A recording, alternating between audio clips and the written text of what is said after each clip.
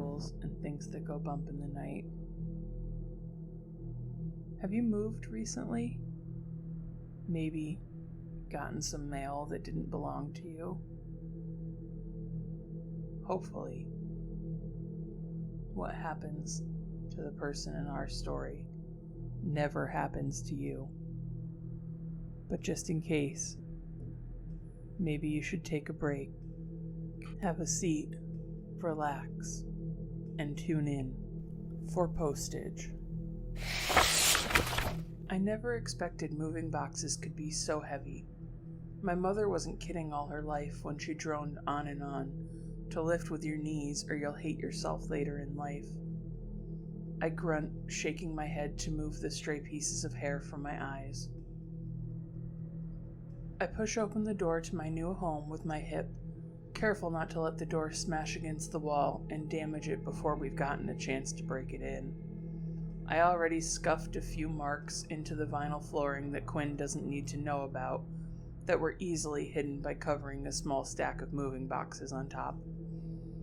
It was an easy, temporary fix. While a ding or scrape is easier to hide with a photo or shelf, who would put a shelf or painting directly behind the door at handle level?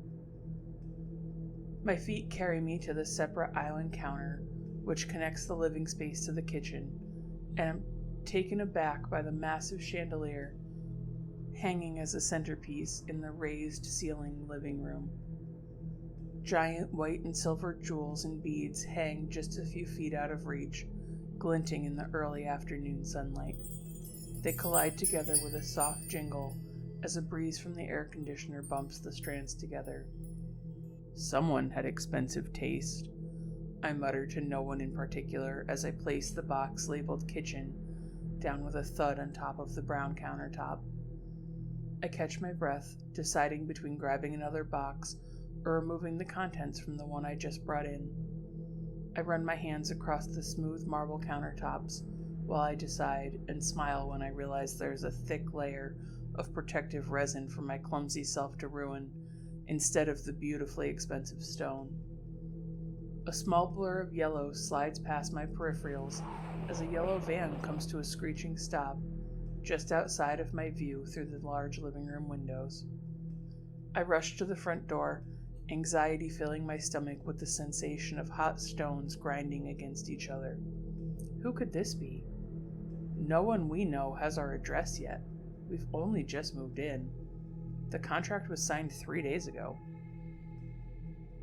A man with a short black beard smiles at me as he closes the front of our mailbox and lifts the tab. I sigh in relief, ashamed of myself for assuming the worst, but knowing I was smart to never be too careful. I've listened to countless podcasts and stories from friends about their close calls with creeps, surprisingly more men than women, to know not to trust anyone. Thanks! I hold up my hand in a still wave as he climbs back into his van and releases the parking brake with a loud squeak. I cringe at the piercing noise which echoes around my head for a moment, before finally hearing a quick and quiet, "Sure," from the driver before he vanishes from sight, taking the rattling engine with him. I frown, not knowing why I didn't hear him approaching if the brakes were as squeaky as when he released it. Once I was sure the stranger was out of sight, I walked outside to the box, not expecting anything to be in the mailbox. To my surprise, I found a handful of letters that seemed to be statements or bills of some kind. The junk mail was all addressed to someone named Voisin. Before turning back to the mail, I searched the surrounding area for any trace of the large yellow van to give this mail back, but with no luck. As I rifled through the stranger's junk mail, I came across a plain off-white envelope with nothing but a name inked sloppily across the front. It was void of any postage or return address, not even a delivery address. Just the letters M, O, and N, followed by a long smear of ink which blurred the rest of the name from sight. I spelled my newly wedded name silently and matched the spacing and line length where the ink darkened and lightened through the smudge. Monioff. Seems close enough. I shrugged and placed the envelope on top of another moving box and lifted, with my legs, thank you, Mother, and returned inside. Quinn and I only moved to France a few weeks ago to officially settle into our new lives together as a newly wedded couple. Just before our engagement, Quinn had received a job offer from the law enforcement office of downtown Segolte on the outskirts of Paris, France. While our family wasn't too thrilled about us moving to a different country, we were stoked at this once-in-a-lifetime opportunity. How many people can say they were hired by a foreign office before even finishing a law degree? Once he accepted the offer, I sped through the rest of my criminal psychology courses and graduated with him. We found a neighborhood between our two offices and pulled the trigger and signed a lease. It all happened so quickly, and now we're moving into the house. I didn't bother to lock the door behind me, despite my concern of the postman. I felt safe moving the rest of the boxes inside, while Quinn started his first day of training at the station. If I needed him, he was close by. I wasn't finished bringing things in from outside yet anyway. As I placed the box down next to the others on the counter, I thought proudly of myself. I had 3 more boxes to move in, and it would be official that I moved into a new country. I turned with a quick release of breath, but froze in place before I could make it to the door. A warm but gentle force pulled on the back of my shirt ever so slightly, like the phantom feeling of a romantic partner pulling you in for an embrace. I'm suddenly overwhelmed with a calm but compelling want to open the envelope addressed to me and Quinn. It had to be for us. The name did match. I snatched the off-white envelope from the pile and carefully held it in my hands. It felt so fragile, like it would disappear if I breathed on it too hard. I mindlessly thumbed over the ink, pretending it was my finger to cause the ink to smear, while addressing it with my new last name. With a light push from the tip of my thumb, I popped the seal on the envelope in a clean snap with so little resistance that I wondered how it didn't break in transit. Flipping the flap revealed skilled hands and beautifully intelligible calligraphy across the letter's header. The power flickered and crackled around me as the quiet buzz of electricity filled the air. A shrill beep from a dying smoke detector pulled me from my thoughts and interrupted my intense curiosity to read the contents. I sighed and threw the paper back to the top of the pile. I blamed the buzzing on the overhead lights for the counter and the strain they must be feeling, from lack of use to sudden use once more. I was afraid they would shatter, so I flicked off the switch and powered them down. I walked past the island counter and into the raised ceiling living room. A cool breeze pushed the chandelier's dangling strings together in a threateningly beautiful chime. The breeze picked up, as did the swinging of the chandelier. I paused, my hands growing sweaty as they trembled at my side.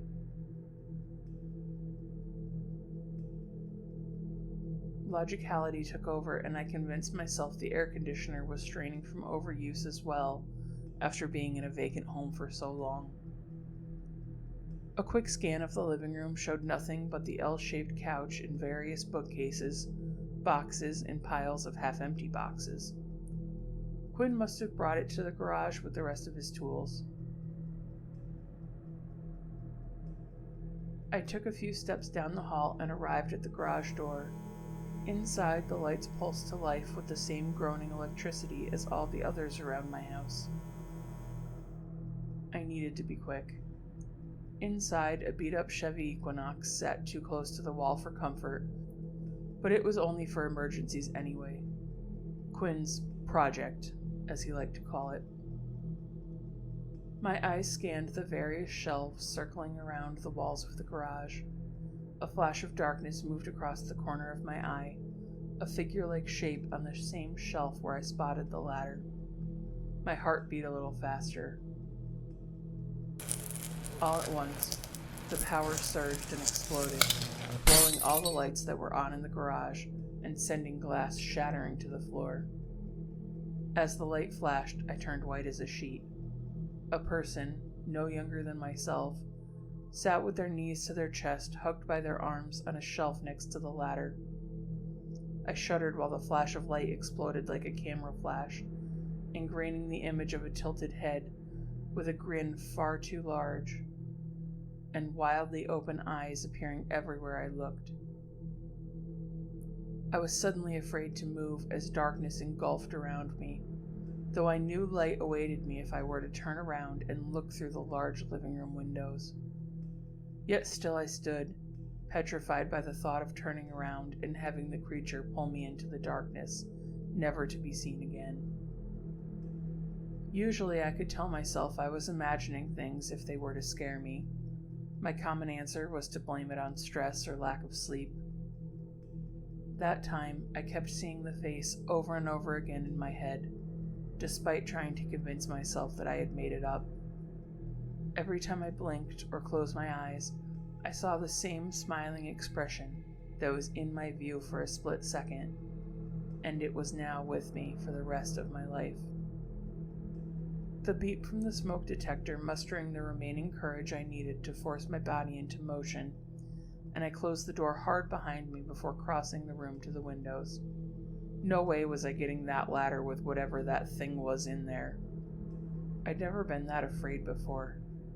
I'd never seen a face that clearly before. I just knew it was real. Rationality couldn't save me this time. I wondered for a moment who I was trying to convince and laughed under my breath when I realized it was myself. I stared into the kitchen at the open letter, and for a split second I felt it staring back at me. I rushed back over to the letter, holding it between trembling hands. I thought back to a conversation Quinn and I had with the realtor while we were signing the final contracts. She had mentioned a few tips about transitioning to a new country with laws and currency and the like, and told us not to get too frustrated if we kept forgetting which laws changed and which laws stayed the same. She also talked about the postage system and how they mess up from time to time, since a lot of the people in Europe have similar last names. There was an unspoken rule about opening mail that doesn't belong to you. If someone's mail ends up in your box, you should just leave it there and wait for the postman to grab it the next day and bring it to the right place. It wasn't our job or our place to be handling anyone else's mail. Quinn and I found that comment odd, and I had joked about the act in the States. It was technically a felony, yet people still did it, and most got away with it. She looked at me with something dark behind her eyes that I couldn't place as anything other than tiredness at the time. But as I thought back on the memory, I didn't feel so sure. She explained that people around here learned their lesson against opening other people's mail, and just like that, the conversation was over, and we had moved on to timeshare offers that were most likely to be scams if they were to be offered from anyone advertising things to foreigners, and the rest slips off into deep memories that I can't recall clearly. I stared down at the envelope in my shaking fingers and considered the superstition our realtor warned us about. If something scared the general population enough to not need a law enforced against other people's mail being opened here, there needed to be some truth behind it, right? The letter was already opened. Despite my assumption that the letter belonged to me or Quinn, deep down I think I knew it wasn't. I was curious. It was a mystery.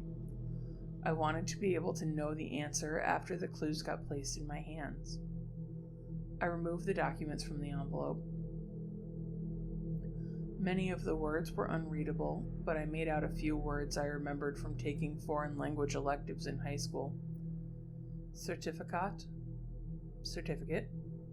Of all of the words I could have recognized. I flipped the document over. It's dated February 1680. 1680? That couldn't be right. It's 2021. The small text following the headed provided little bits of information for my curiosity to gobble up like I hadn't seen a meal in weeks. And Terrar. Berry. Okay, so it's some kind of certificate from the 1600s that has something to do with burying something. My eyes scanned over the title once again. Certificate de décès. I gasped and dropped the papers to the floor. I was holding someone's death certificate. The overwhelming need to wash my hands consumed me as I frantically scrubbed, first my hands, then with the kitchen sponge to remove the contact between my hands and the old letter. How could a letter from the 1600s get mixed up in our mailbox? No one lived here for months, and the first day back we get handed this? The lights flickered above me in the kitchen, though they were off. I froze and turned off the water, letting my hands drip onto the floor to dry as I stared up at the lights hanging from the ceiling. Not knowing what the realtor was talking about hit me like a truck. People were terrified of what would happen to them if they opened someone else's mail, because something would make them afraid. It was the same logic behind training a wild cat to hate going outside. If they're taught the outside is something to be afraid of, they'll stop trying to escape, which is the same way this superstition taught people not to take things that didn't belong to them. The hair on the back of my neck stood. The electric buzz grew louder as I slowly turned behind me to the garage to ensure the door was closed. I loved being home alone as a kid, even as an adult. All of my life I preferred it, until it was about time for the family to get together and spend the evening relaxing. I always felt safe by myself. Alone, never felt so vulnerable.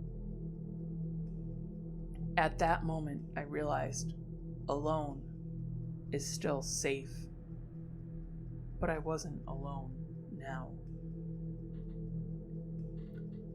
I heard quiet breaths from down the hallway by the garage door, despite it being closed. I wondered for a moment if it was my own breathing sounding foreign to my terror-filled ears.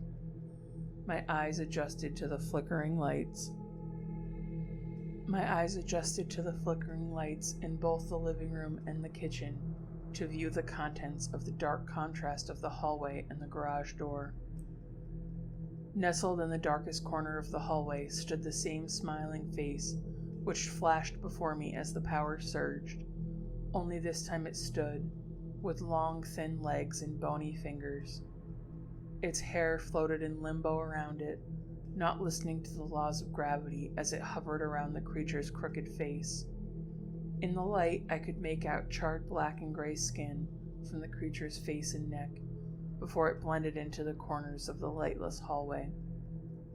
My reality didn't click in until I realized the creature was standing in the doorframe to the living room. I yelled out in surprise and jumped back at the close proximity to the creature. Its movement jolted through space like an electric current on a cut wire, before phasing in and out of space, as if it was Samara from The Ring.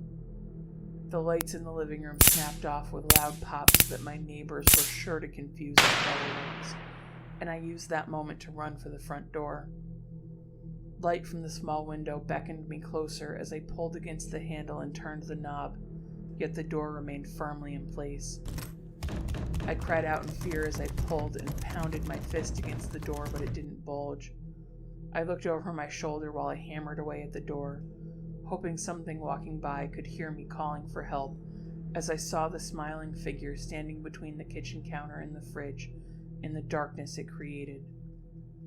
I noticed the darkness the creature created to form a path and realized it must not be able to move in the light. Determination filled me as I remembered the letter and its warning. The realtor's words played over in my head. Leave it alone. It's none of your business. That was it. I had to leave it alone. I spotted the letter that didn't belong to me, a few feet in front of the creature, who seemed to be traveling at a constant pace to the very edge of the darkness each time. I looked away and returned my gaze to it like a haunted statue from a Resident Evil game. I mustered all my courage and raised my hands, turning to face the smiling creature. I couldn't bring myself to look it in the eye. My phone buzzed in my pocket, a subtle reminder that I wasn't in the 1600s, and I felt foolish for forgetting about the technology in my possession. I pulled out my phone and turned the flashlight on. Immediately, the creature vanished from the kitchen. I didn't take any chances as I quickly grabbed the letter and the envelope and kept the light shining brightly to protect me. I folded the flap to the letter shut and realized I needed to seal it. Disturbed and uncomfortable, I licked the envelope shut and sealed it with a tight squeeze. The warm grasp that appeared on the back of my shirt when the letter was opened vanished. The front door opened without a fight. My feet propelled me forward, and I didn't hesitate to place the letter back inside the mailbox and slam it shut. I turned my head so fast in the direction of the house, I lost my sight for a few seconds.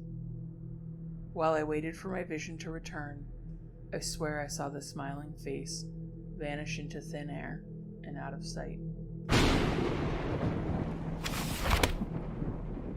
And that,